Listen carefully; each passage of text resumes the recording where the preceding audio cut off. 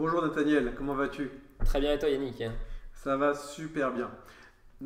Aujourd'hui on se voit pour parler permagile. Tout à Permagile, fait.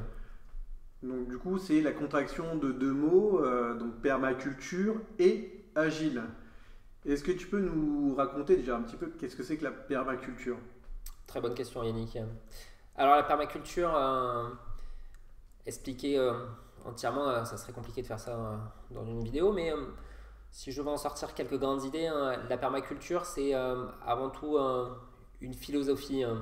La permaculture, quand les gens parlent de permaculture, en général les premières choses qui nous viennent en tête, c'est des pratiques comme le compostage, le paillage, tous ces aspects-là. Mais au final, c'est juste une composante de la permaculture, hein. La permaculture, c'est avant tout des éthiques. Donc les éthiques qui sont au nombre de trois, sans les détailler, mais on retrouve l'éthique de prendre soin du sol, prendre soin de la terre. On retrouve l'éthique de prendre soin de l'humain et on retrouve l'éthique de partager équitablement les ressources. Et après, derrière, on va avoir une douzaine de principes, ce qui nous rappelle un peu le manifeste agile en termes de construction. Et autour de tout ça, on va retrouver derrière toutes ces différentes pratiques qui vont composer, après, techniquement parlant, la permaculture. Est-ce que ça t'éclaire sur la permaculture, Yannick? Je commence à voir certaines choses. Et du coup, permagile, agile, c'est quoi le lien avec l'agilité? Alors, il y en a plusieurs, je pense. Déjà, quand on regarde la permaculture, il y a des choses qui, moi en tout cas, m'ont marqué en disant, tiens, on est vraiment très proche et ça ressemble vraiment à la philosophie de l'agilité. Si on prend, tout à l'heure, je te disais qu'il y avait une douzaine de principes de conception dans la permaculture.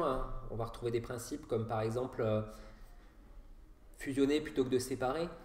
Ce qui, dans l'idée de la permaculture, c'est d'éviter de cloisonner en disant les cultures céréalières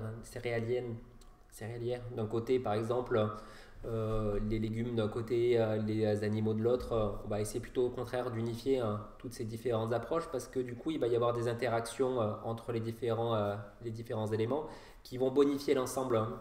C'est un peu la même approche qu'on a dans l'agilité où on essaye d'éviter de cloisonner les gens, cloisonner les différents services et au contraire d'associer plutôt ces différentes composantes pour plus de résultats.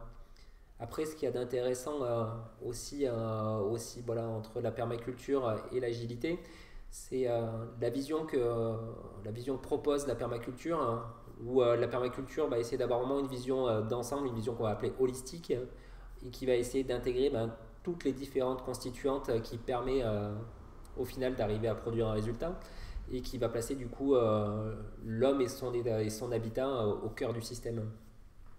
D'accord, mais par rapport à l'agilité, toi tu parles effectivement d'habitat, de rentabilité, euh, lié à notre activité régulière en entreprise, quand on nous parle de transformation agile, quand on nous parle de scalabilité d'équipe à l'échelle et ainsi de suite, bah, ça évoque quoi par rapport à la permaculture?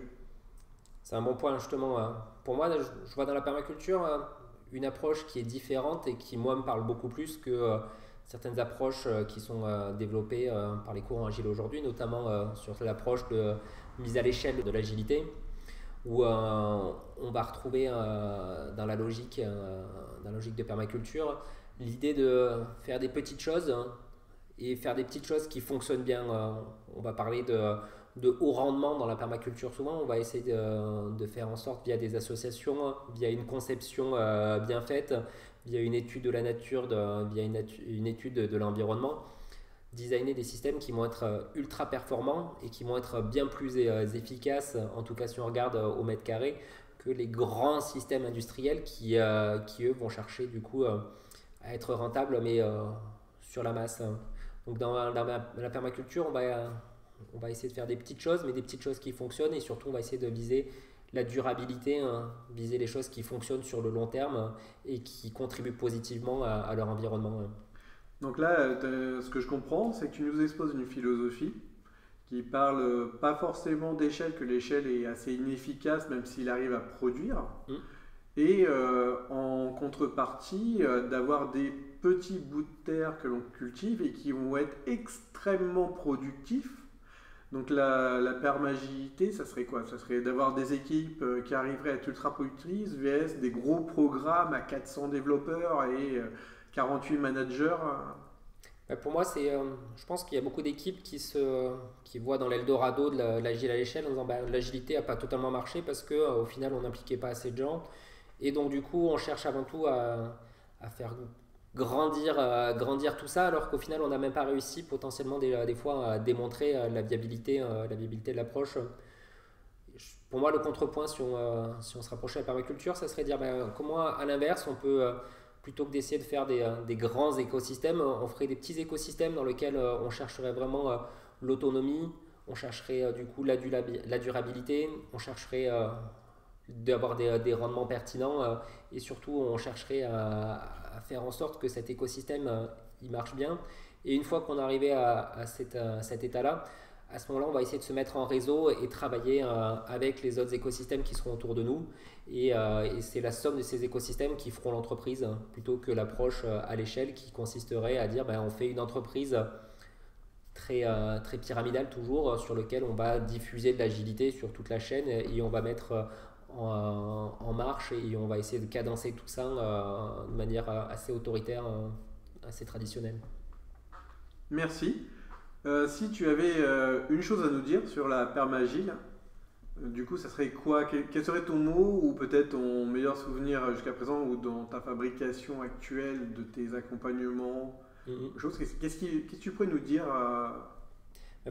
Pour moi, ce qui m'intéresse aujourd'hui et ce que je trouve, ce qui m'a beaucoup inspiré, c'est de dire et si on essayait avant tout de privilégier l'homme, privilégier les êtres humains et dire comment on fabrique des écosystèmes dans lesquels les gens se sentent bien, dans lesquels les gens s'épanouissent. C'est ça qui va nous permettre de durer sur le long terme. Et pour que ça fonctionne bien, du coup, on va essayer d'intégrer tous les différentes constituants de l'entreprise autour de ça pour leur apporter l'expertise qui leur manque, pour viser plus d'autonomie, plus de résilience et plus de durabilité sur le long terme. Mais avant tout, chercher à créer ces petits écosystèmes où les gens se sentent bien et où on va créer du coup des belles choses pour le futur. Merci bien, Nathaniel. C'est un plaisir.